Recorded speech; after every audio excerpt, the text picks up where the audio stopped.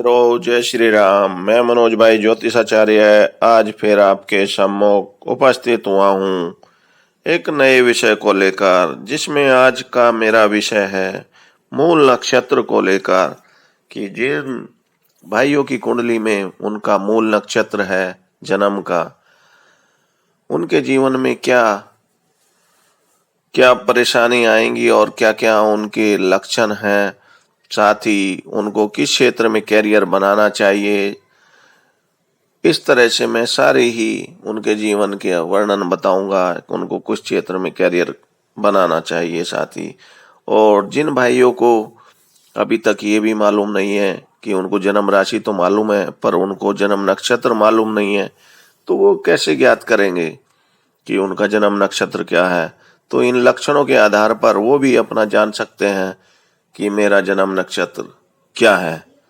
तो अब मैं शुरू करूं, इससे पहले आपसे रिक्वेस्ट करता हूं कि आप सभी जो भी मेरी वीडियो सुने उसे शुरू से आखिर तक जरूर सुने, जिससे आपको बीच बीच में जो मैं अपने कुछ उपाय बताता हूं वो भी आप तक सहज रूप से पहुंचते रहें और आप उनका लाभ उठा सकें।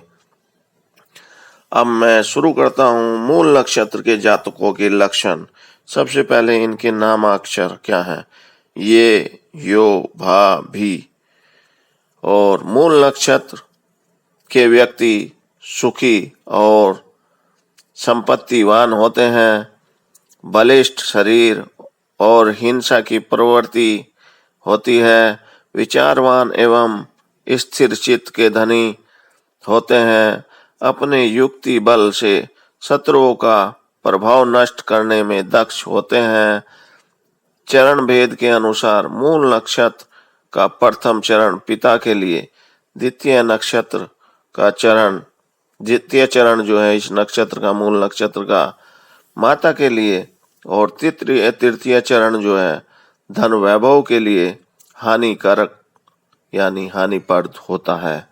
किंतु मूल का चतुर्थ चरण अशुभ नहीं होता, वो लाभदायक होता है उनके लिए अगर चौथे चरण का जन्म है। इस प्रमाण के अनुसार ऐसे भी जातकों की जन्मकालीन परिस्थिति कुछ विषमता लिए हुए होती है।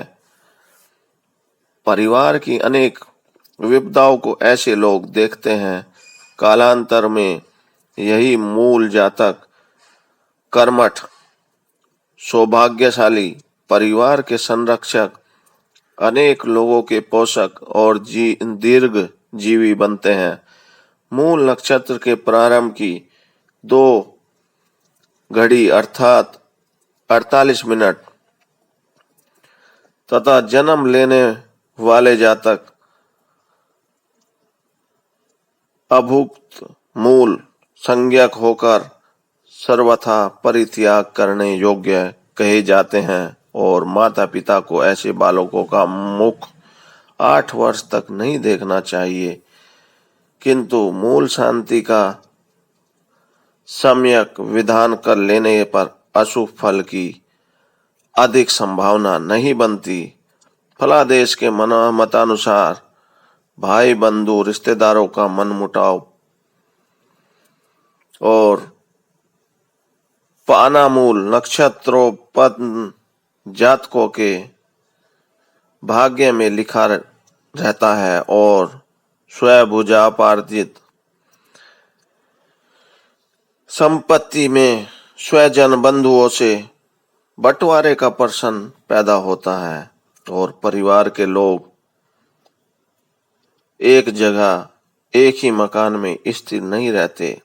रिश्तेदारों के द्वेष भावना से भाग्योदय में रुकावटें आती हैं और जन्म स्थान को त्याग कर परदेश में रहने पर भाग्य कर्म का ठीक फल मिलता है और आर्थिक स्थिति शोभनीय नहीं रह पाती। चित्त की एकाग्रता न रहते हुए भी ज्यादातर ये लोग गंभीर, स्थिर, शांत, विवेकी, सौम्य और विचारशील होते हैं।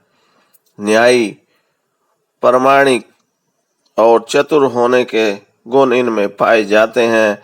गहरी बुद्धि के कारण इनकी सलाह अच्छी होती है। कुछ लोगों की शिक्षा पूरी नहीं होती, लेकिन प्रयास द्वारा लाभार्जित और अनेक मामलों में ये लोग भाग्यशाली सिद्ध होते हैं। स्वास्थ्य रक्षा का प्रयत्न आवश्यक होता है इनके लिए। अपने स्वास्थ्य को सही बनाए रखने के लिए अपना प्रयास करना चाहिए। साथ ही जिनका जन्म मूल नक्षत्र में हुआ है, उन महिलाओं को सदाचारी नहीं कहा जा सकता। स्वभाव से बेहद उग्र व क्रोधी होती हैं। पारिवारिक सदस्यों से इनका संबंध उपयुक्त नहीं रहता। अपने ही विचारों को अधिक महत्व देती हैं। बात बात पर क्रोध करने की इनकी आदत होती है। ऐसी महिलाएं धैर्यवान, साहसी, किंतु भोग विलास के प्रति आसक्त रहने वाली होती हैं। धन संपत्ति का उत्तम सुख इन्हें मिलता है और हिंसक कार्यों में इन्हें पीछे नहीं देखा जाता। साहसिक कार्यों में सदैव आगे रहती हैं। प्रथम 3 चरणों में जन्म लेने के कारण असुर कुल के लिए और घातक भी हो जाती हैं, जबकि चतुर्थ चरण में जन्म लेने के कारण सौभाग्यवती, विद्यावती, दया और धैर्य की प्रतिमूर्ति भी कही जाती हैं, अर्थात धर्मपरायण होती हैं। मूल नक्षत्र में उत्पन्न होने वाली अधिकांश स्त्री पुरुष मुख रोग, उदर रोग, शनिपात जिसे कहते हैं, और जनेंद्रिय विकार, प्रमेह, रज दोष आदि से पीड़ित होती हैं। इस नक्षत्र का स्वामी राक्षस होता है, इसलिए पीड़ित अवस्था में इनको मंत्रों के जाप से भी अपना उपाय कर सकते हैं। जिन भाइयों को आवश्यकता हो वो मेरे से मंत्र ले सकते हैं और अपना उपाय कर सकते हैं। मैं उनको सारी डिटेल समझाऊंगा और बताऊंगा। साथ ही अब मैं बात करता हूं कुछ और लक्षणों के बारे में। मूल नक्षत्र वालों के इनका शारीरिक गठन अच्छा होता है। आंखें कुछ छोटी लेकिन बढ़िया व चमकदार होती है। परिवार में ये साधारणतया सबसे अच्छे व्यक्तित्व वाले होते हैं। ये जातक सुखी, धन तथा वाहन वाले, कुछ उपद्रवी, हिंसक परंतु बलवान शत्रुओं को जीतने वाले, टिक कर काम नहीं करने वाले होते हैं और समझदार, सूझवान, ज्ञानी, पंडित होते हैं। ये घमंडी भी होते हैं, कठोर स्वभाव, और इनका कारण परिजनों, मित्रों आदि के साथ कम ही पड़ती है। ये परोपकारी और बदले में कुछ भी न चाहने वाले होते हैं। मन स्थिर एवं अनुशासन प्रिय होते हैं। ड्यूटी पर ये खरे उतरते हैं। ये उदार, दानी, ईमानदार, मान मर्यादा वाले और कमान करने में प्रभावशाली होते हैं। ये दूसरों का आदर करते हैं और स्वभाव धीरे धीरे धीर, गंभीर और मैत्रीपूर्ण होता है इनका। यद्यपि बाहर से शक्ति होती है, ये मिलनसार, हंसमुख, कानून का पालन करने वाले तथा वहमी भी होते हैं। भूल को क्षमा कर देना भी इन्हीं का काम है। ये कृपालु, जनहित ऐसी और दानी और दयालु होते हैं। ये समाज सेवक भी होते हैं। ये विचारशील तथा अंतर्ज्ञानी भी होते हैं। इनमें घमंड, अहंकार की भावना तो होती ही है, साथ ही ये विलासी और ऐश्वर्य प्रस्त भी होते हैं। बढ़िया पढ़ाई तथा ये बड़े खोजी होते हैं और अंतर्ज्ञान परमात्मा की अद्वितीय देन इनके लिए होती है, जो ये सहज ही कह दे ठीक हो जाता है।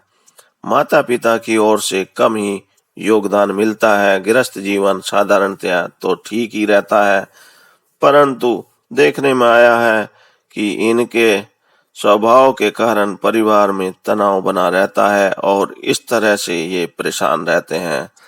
इनको फेफड़े संबंधी रोग भी होने की संभावना रहती है, कुछ तो मैंने पहले ही बताए आपको।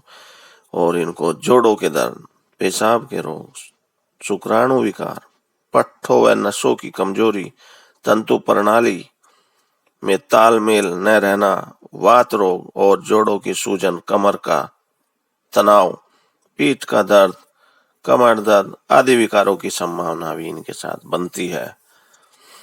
इस नक्षत्र का स्वामी केतु है और लहसुनिया 3 रत्ती सोने की अंगूठी में अगर ये तीसरी उंगली में धारण करें तो इनके लिए लाभदायक होगा। साथ ही पुखराज 5 रत्ती सोने की अंगूठी में भी पहली उंगली में धारण कर लाभ उठा सकते हैं।